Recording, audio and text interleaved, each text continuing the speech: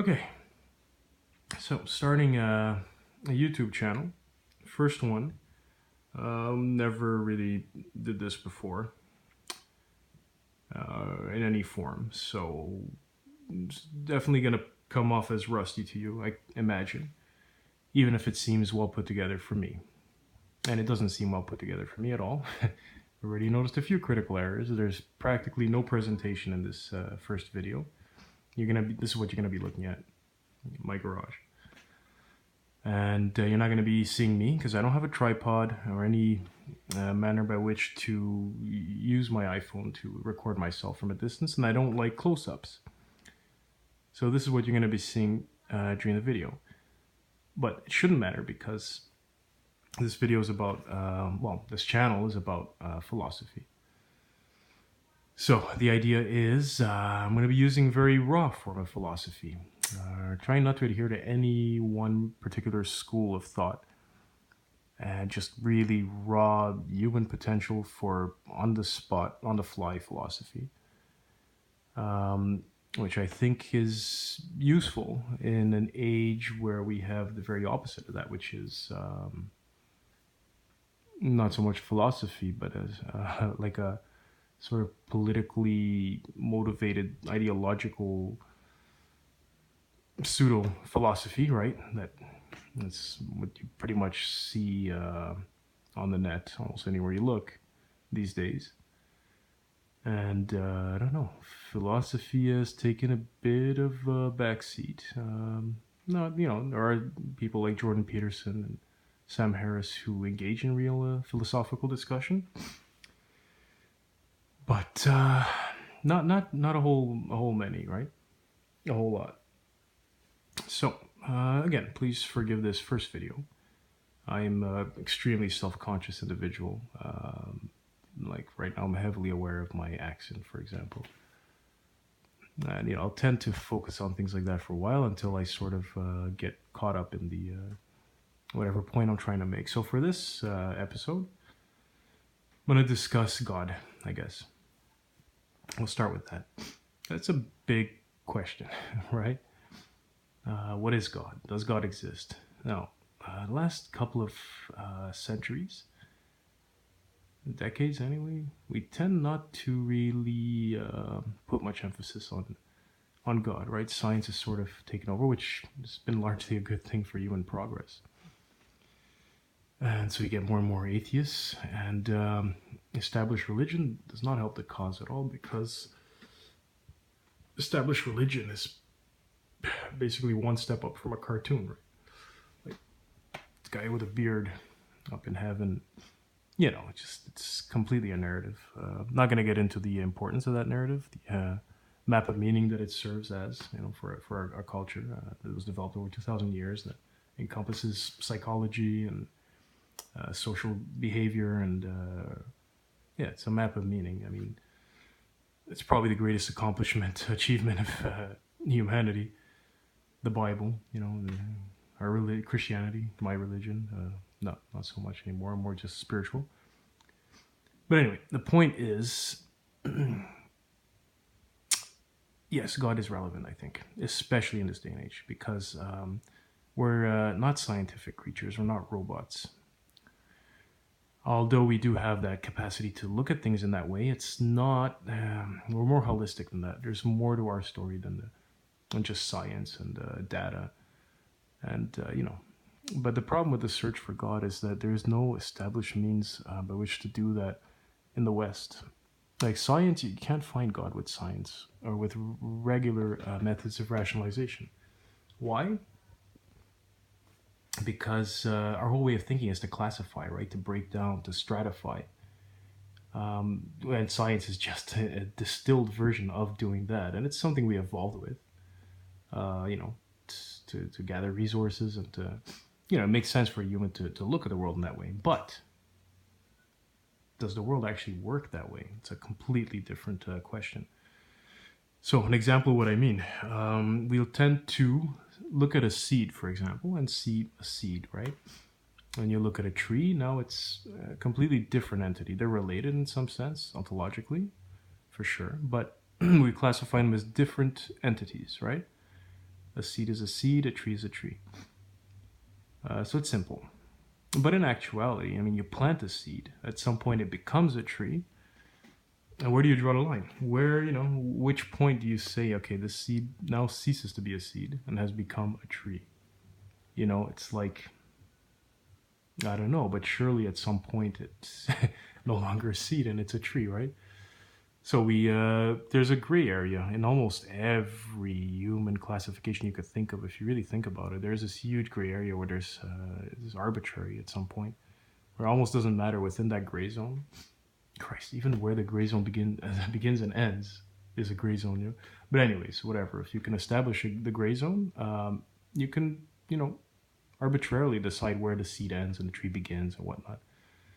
But the fact that a seed never truly ends and the tree never truly begins is an indication that, they're the same thing. It's just time gives them a different form, separated by time. It's always the same entity in flux, right? Now, if you really want to get mystical, the whole universe seems to work this way. Like the whole universe is the same thing, but in constant flux and motion, and and time is what creates ultimately, and space, the illusion of separation of things, as independent things, when actually nothing is truly independent. If you trace it, it all goes back to one moment in time, right? The Big Bang. Or whatever, our concept of the beginning, which currently is the Big Bang, probably makes sense. I don't know. Must be a valid model. But, that's another way of looking at things. But humans don't tend to look at things that way. Like everything's just everything. It doesn't. Evolutionarily, it doesn't help us advance in the world.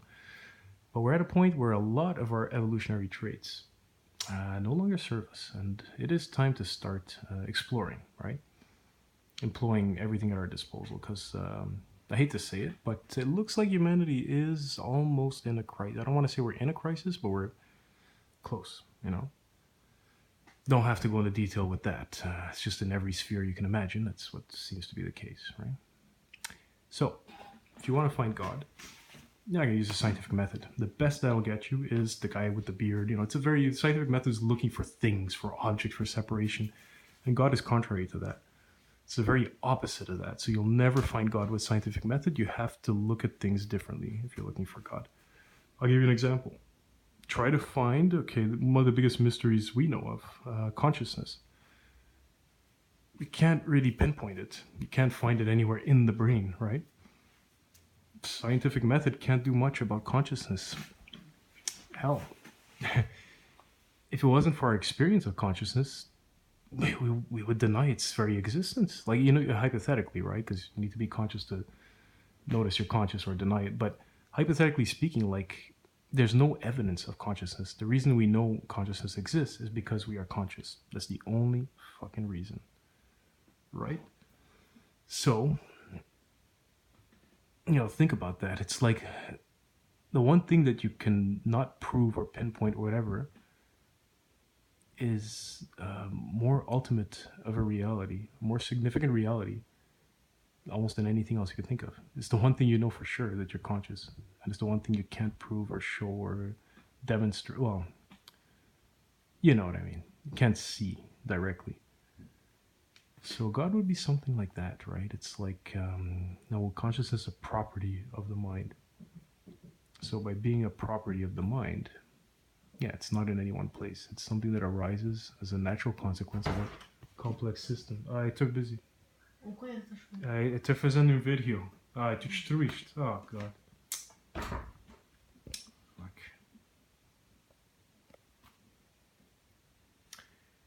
Yeah. So, what was I saying? Yeah, that was Portuguese, by the way. I can't pause these freaking things and resume. Okay, anyways, 5 more minutes. All right, so it's a property that arises out of a complex system. Now, there's more of it than that. So complex system equals consciousness? Well, we don't know. There's many complex systems that don't. So it's a certain arrangement of a complex system, that equals consciousness. And that's already we're working on it, developing AI, but still don't know too much about it. But anyways, it's an example of how there's impasses to what we know and what we can know. Consciousness is one of them. Big Bang's another one. Like it just started out of nowhere. Okay. What about time? Time started with the Big Bang. Okay. Don't you need time in order for something like time to begin? It's like if you think about these things long enough, you realize that you have no idea how these things work. So, whether you believe there is a God or there isn't, you're still stuck at the exact same impasse of having no idea how things actually work beyond, limited human world that we live in. So right there, it's, should be a little more humble, like a pure atheist. It doesn't make sense to me. It's just as, crazy as being a pure theist. But I don't know. These days, if I had to choose, I'd say there's more of a likelihood that there is some kind of God. It wouldn't be the concept that we use. Definitely wouldn't be a guy. I don't even know if the term entity would apply. But that there's something going on that's meaning, and that consciousness is perhaps an integral part of. Like a reflection of. You know what I mean? A microcosm of. Yeah, it's entirely possible. To me, it's hard to explain, but the fact of consciousness itself is all the proof you need that there's a God. It's hard to explain why I've come to that conclusion. It's like one of those things where like the answer's right under your nose. It's like, here you are, this little human creature, and you're conscious, So it's a pretty amazing thing. Like, you wouldn't be able to, we never would have guessed that anything in our world and the way it functions would give rise to something like consciousness. So it's pretty mystical, I guess. But again, it's more an indication that we don't understand everything than that there is definitely a God. So for this episode, I'll leave it at, I'll rest my case at this. We really don't know. I think ultimately it's just as stupid to say there is a God as to say there isn't. And to me, agnosticism, although it's by far the most uncomfortable, state to maintain in terms of theology, it's the one that seems to make the most sense to me, anyways. It keeps the possibility of redemption and afterlife and meaning, without rejecting science and all these things that are contrary to the existence of a deity or God or whatever. But anyways. Next episode, we'll focus on consciousness because they're two separate, not conscious, like, rebirth after death or whatever. They're two separate topics. Like, there could be a God, but still when you die, you're dead, right? Doesn't necessarily mean you'll move on. So it's a separate topic. So the next episode, I'll explore that. And I'll leave it at that for this first episode. So I hope it was somewhat enjoyable. As I said, this is my first time, so please forgive the unprofessionalism, I guess. I will be working on that in the future. Thanks for listening. Have a good day.